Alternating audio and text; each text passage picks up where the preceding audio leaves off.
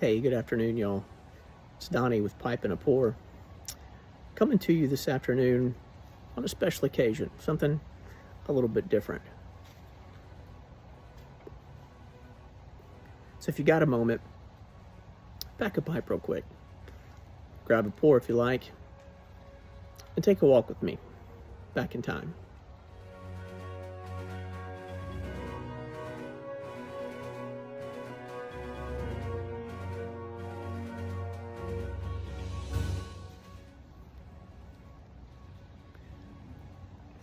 This afternoon, I come to you guys to tell you a quick story, and something that's very near and dear, special to my heart.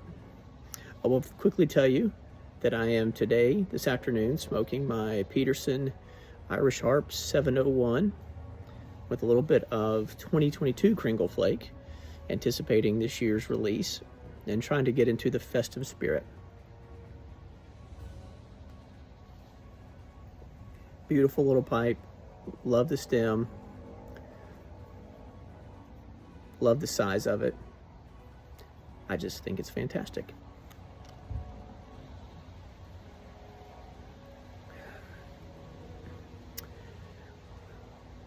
It's just about 4 o'clock on the 30th of November.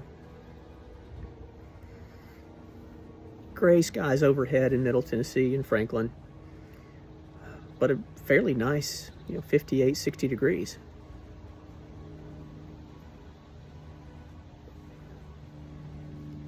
And it's quiet and it's peaceful. Not really the case 159 years ago, this very minute. Where I sit right now, men under the command of General John Bell Hood and Confederate Army of Tennessee marched across this ground to meet their fate in front of the Carter House and the federal entrenchments at the fault at this time 159 years ago, November the 30th, 1864. It would, for all intents and purposes, mark the end of the Army of Tennessee, the Confederate Army of Tennessee, as they would be beaten badly in this contest and then suffer even more hardship leading up to the decisive and conclusive Battle of Nashville in December 1864. If you've been around at all, you know that this is my hometown, Franklin.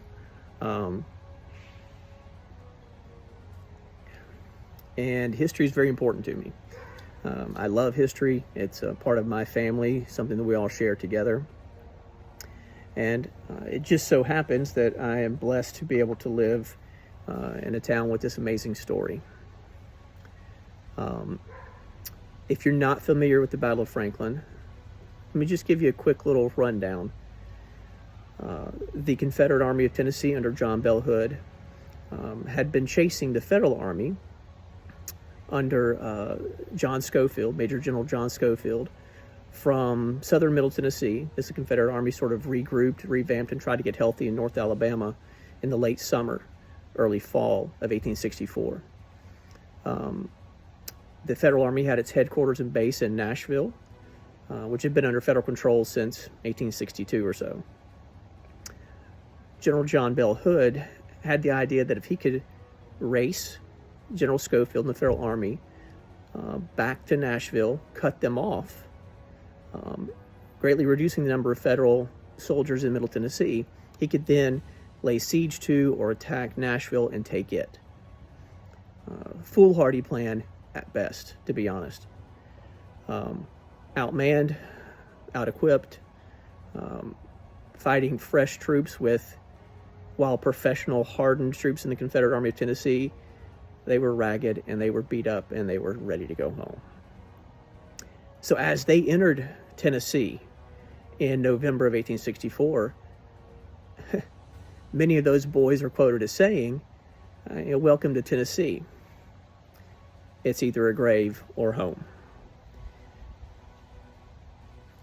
At around 3:30 on the 30th of November in 1864, Confederate troops, after the Federal troops had escaped their grasp just south of here in Spring Hill the night before, marching by the Confederate armies, while they rested, while they slept, while they cooked meals on fires in the frigid cold.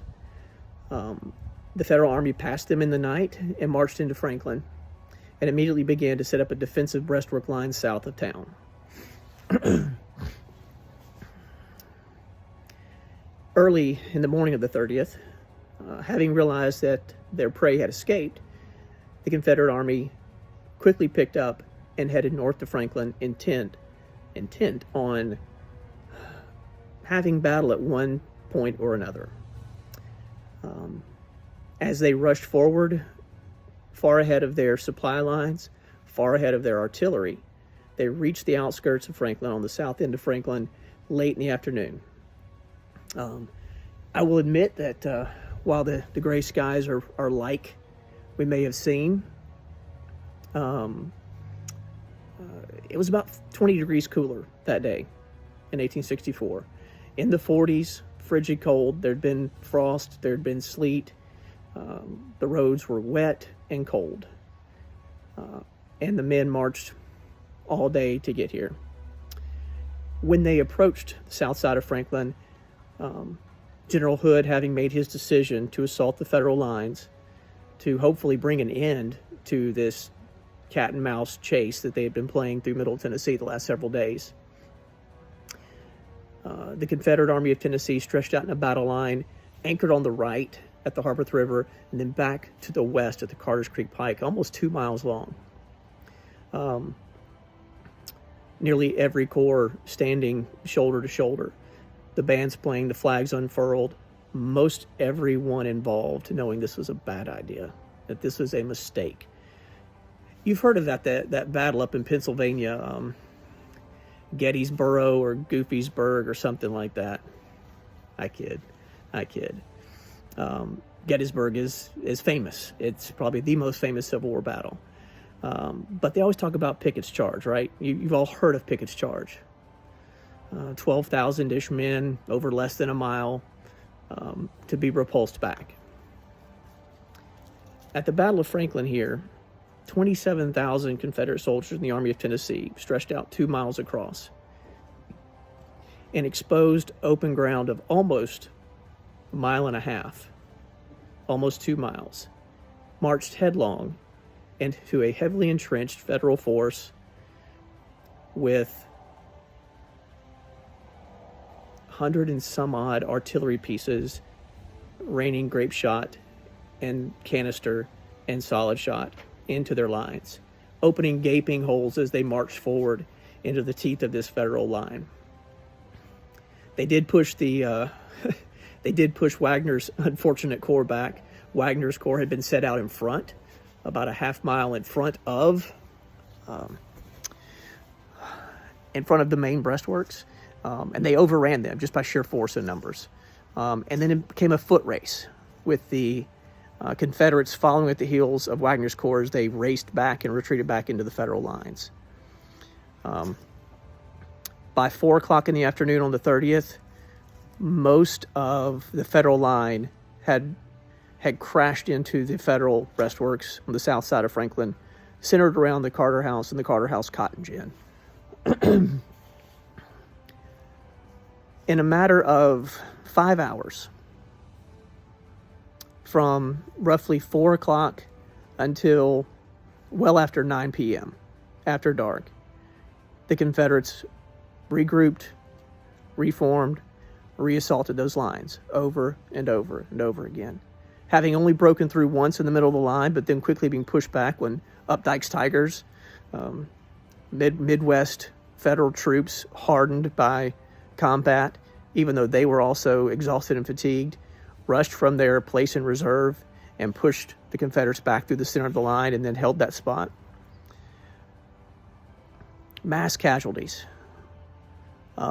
Hand-to-hand combat like really had not been seen in the Civil War, as 27,000 Confederate troops battled another 25,000 or so Federal troops for control of Middle Tennessee, in the hopes of either ending the war or forcing the Federal government into calling a truce and creating a treaty.